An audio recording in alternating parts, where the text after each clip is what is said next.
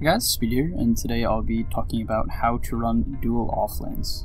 So dual offlanes have been popular for a while now, and the main idea behind dual offlanes for the most part is that you don't want to run tri-lanes because you're splitting up the XP way too much, and many dual offlanes that have become popular can often do quite well against tri-lanes, and therefore the team with the dual offlanes will have a very large XP advantage very early into the game and be able to snowball off that.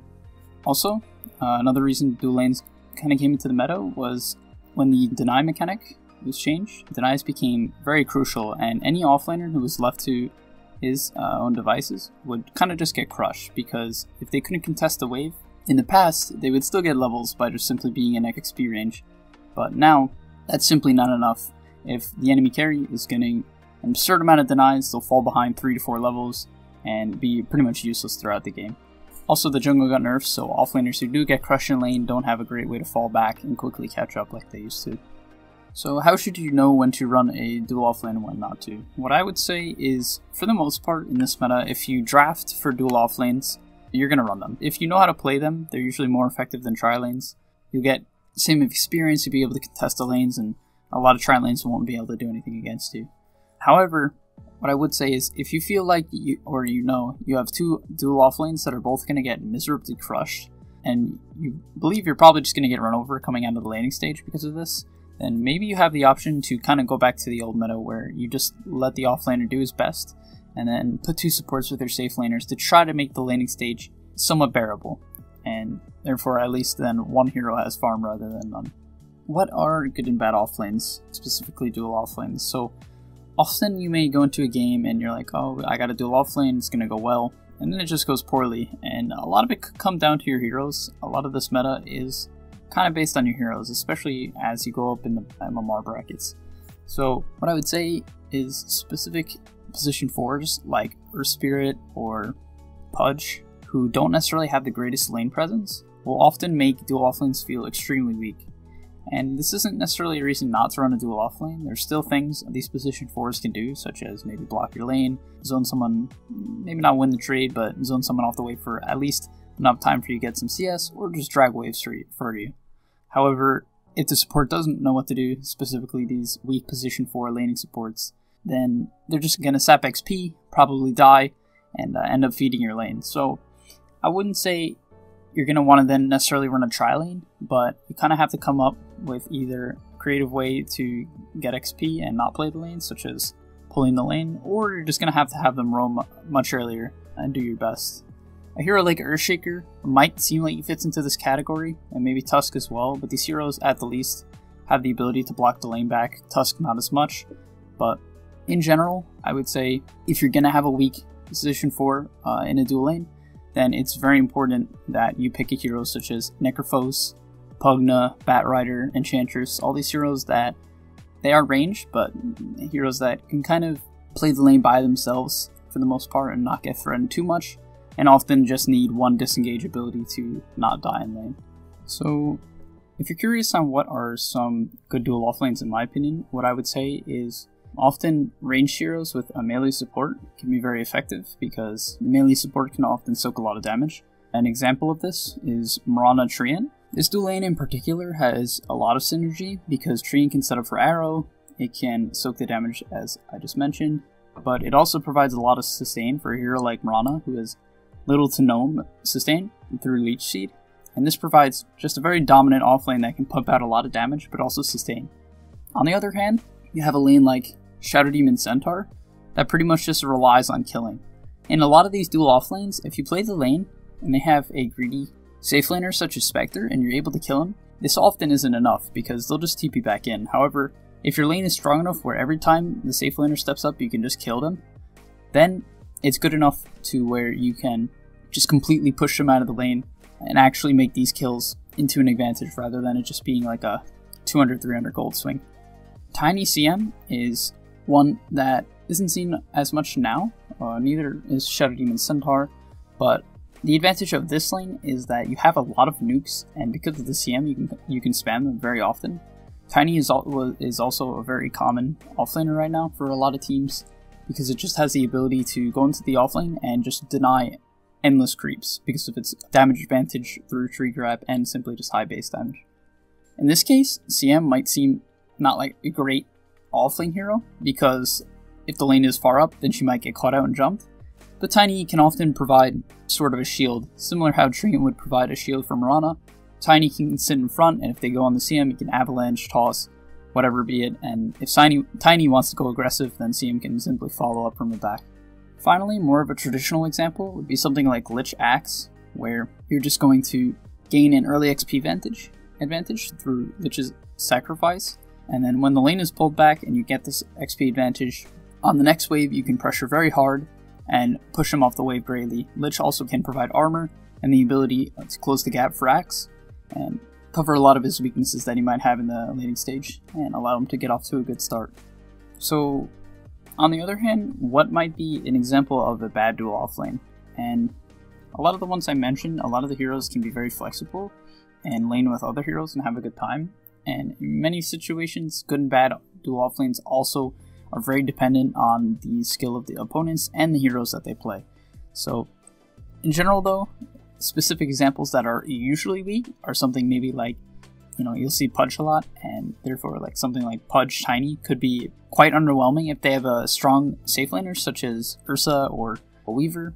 Eventually the Weaver and Ursa will get enough levels where they can just push both of these heroes out of the wave. There's no disengage strong enough to constantly push these heroes away from them, and therefore a dual lane like this will eventually just get run over, and in the mid game you'll have very little items, you won't have much team fight, and it'll feel very underwhelming throughout the game. Another example might be how I talked about Mirana kind of needs this frontline tank, or at least a hero to push out the wave so that she can't get gone on, such as Winter Wyvern. For example, if you put Mirana with a hero such as Skywrath Mage, who kind of just harasses, eventually, because Mirana can't necessarily help the Skywrath trade too well, especially in the air levels where Mirana has very low base damage and no nukes and no setup for arrow, the Skywrath will just get pushed out of lane, and then eventually the Mirana will as well by specific lanes. Of course, it depends once again on the enemy safe lane, but against a lot of the common safe laners right now, such as Weaver, PL, Glinks, any of the sort that can harass very easily, eventually you just get pushed out of lane and run out of regen. So what are the main goals of the offlaner and the support? This is a question that is quite complex as it's very hero dependent, but some things I would consider every time I'm in these roles is, what is the enemy support going to do? This can apply if you're in a solo offlane or if you're in a dual offlane, and many of the times this is the support's job. So in this meta, there are specific weak safe laners that can fall victim to the strong dual lanes that are played, and a main way for these weak lanes to get out of this is by pulling. So I would say the overall category is kind of like pulling. And if you allow the safe lane support to successfully get multiple pulls off, even if you kill the safe laner a few times, they'll still maintain an XP advantage and then have this late game hero that can scale later on. So it's very important that throughout the laning stage, especially if you're dominating, one, you look to pull yourself if the lane is constantly just in this state where you can't zone their safe laner because it's underneath their tower or just outside of their tower, then you need to side pull. And if the lane is pushing into you, you need to, as a support, either zone the safe laner if you block the pull camp, or make sure that the enemy safe lane support cannot pull, so that the lane will, for as long as possible, stay on your side. And therefore, you'll be able to successfully zone the safe laner without diving tower. So something that I was taught recently, or just an idea, was that in a lot of situations, position forwards will sap a little bit too much XP from the offlaner. And the idea behind this is, in many cases, a lot of these offlaners, such as Necro or Veno, need a lot of XP in order to be as effective as possible, of course. So, in a lot of these situations, what you want to do is not only just stand out of XP range, but of course, there's things to do and a good reason to stand out of XP range.